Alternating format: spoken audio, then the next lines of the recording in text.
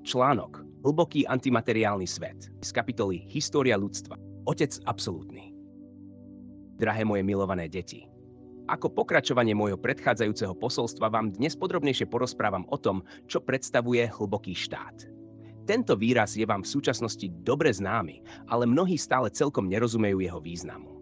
Samotné slovo štát v tomto slovnom spojení už naznačuje, že nejde len o tajnú spoločnosť alebo skupinu osôb, ktorá sa snaží riadiť svet, ale o skutočný štát so všetkými jeho atribútmi.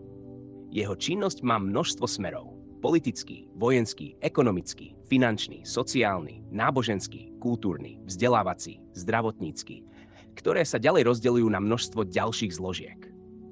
Možno ich prirovnať k bežným ministerstvám, z ktorých každé má svoju vlastnú oblasť pôsobnosti. Takto má každé oddelenie hlbokého štátu svojich ministrov, ktorí určujú politiku v oblastiach, za ktoré sú zodpovední. Avšak ciele týchto ministerstiev nie sú zamerané na zlepšenie života ľudí, ale na ich maximálne zotročenie a morálny rozklad. Hlboký štát je svojrázny antimateriálny svet, v ktorom je všetko obrátené na ruby a základom všetkých jeho činností je heslo rozdeľuj a panuj. Štruktúra tohto štátu je podobná štruktúre bežného štátneho zriadenia, ale hierarchia moci je tam prísnejšia a nemilosrdnejšia. Keďže drakoreptiliánom nie sú vlastné empatia a súcit, ich vzťahy sú založené na úplne iných princípoch než tie, ktoré sú prirodzené pre ľudí.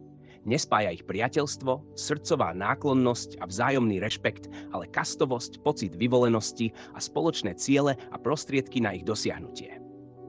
Ich hlavným cieľom je maximálne zníženie vibrácií ľudí a premena ľudí na poslušných otrokov systému, ktorý vytvorili na Zemi. Len tak, potlačením slobodnej vôle človeka a prinútením ho zabudnúť na svoje božské pôvody, mohli dosiahnuť svoj cieľ. Čo sa však týka prostriedkov na dosiahnutie ich cieľov, o tom budem hovoriť v ďalších mojich posolstvách.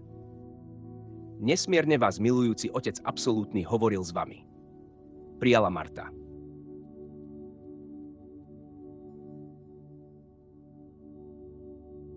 Článok Matica zotročenia vedomia z kapitoly História ľudstva. Otec absolútny.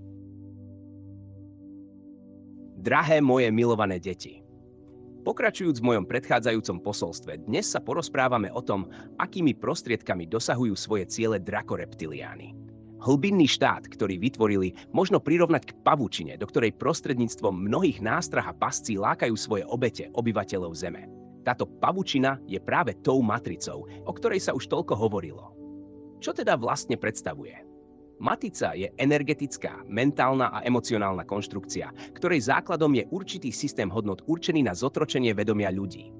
Samozrejme, hodnoty drakoreptiliánov nemajú nič spoločné s morálnymi a etickými hodnotami ľudí. Naopak, nesú v sebe opačný význam a zmysel.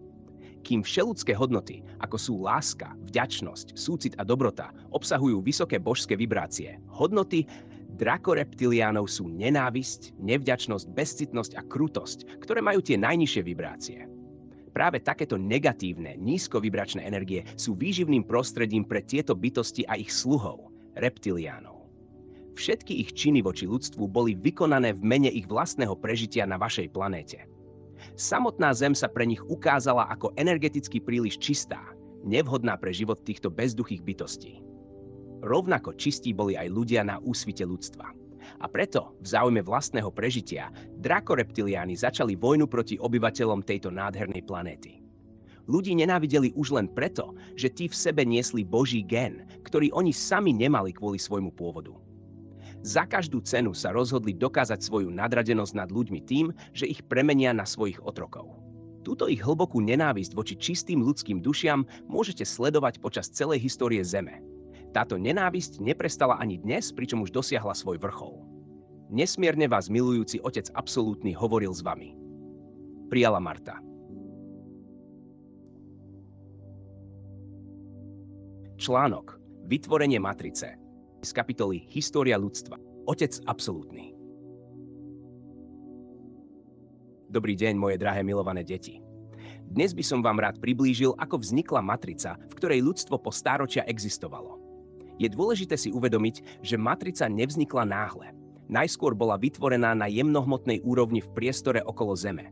Na jej konštrukcii sa podielali zástupcovia súhvezdia Orion. Tí už v tom čase disponovali pokročilými technológiami na ovplyvňovanie vedomia živých bytostí. Aby však mohli spoľahlivo zakotviť energetickú konštrukciu na Zemi, začali sa niektorí z nich inkarnovať do fyzických tiel na vašej planéte.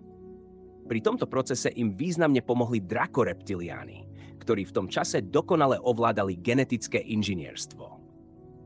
Vzniklo tak spojenectvo medzi drakoreptiliánmi a Oriončanmi, ktoré pretrvávalo celé tisícročia. Oriončania ako technicky veľmi vyspelá civilizácia zohrali dôležitú úlohu pri rozvoji vedy a technológie na Zemi. Aj v súčasnosti je medzi vedcami, vynálezcami a vzdelancami mnoho predstaviteľov tejto civilizácie. Rovnako ako reptiliáni, aj oni vstupovali do zväzkov s čistými ľudskými dušami. Výsledkom boli buď Oriončania, polooriončania alebo čisté ľudské duše, v závislosti od toho, ktorej rodičovskej energetike sa podarilo prevážiť. Dnes sa medzi ľuďmi najčastejšie vyskytujú práve hybridy týchto dvoch rás, reptiliánov a Oriončanov. Vznik matrice. Keďže energetická štruktúra matrice obsahovala mentálne a emocionálne vzorce, ktoré boli pre ľudí vtedy neznáme, bolo potrebné na Zemi najprv vytvoriť podmienky podobné tejto matrici. Tu prevzali iniciatívu drakoreptiliáni. Majstrovsky ovládali techniky založené na ich obľúbenej taktike rozdeľuj a panuj. V pomerne krátkom čase dokázali natoľko zmeniť energetické pozadie Zeme, že zakotvenie matrice z jemnohmotného plánu už nepredstavovalo problém. Postupne bola matrica integrovaná do astrálnej a následne do éterickej vrstvy Zeme. To umožnilo efektívne ovládať vedomie ľudí. Tu dnes skončím. S nekonečnou láskou k vám prehovoril Otec absolútny. Prijala Marta.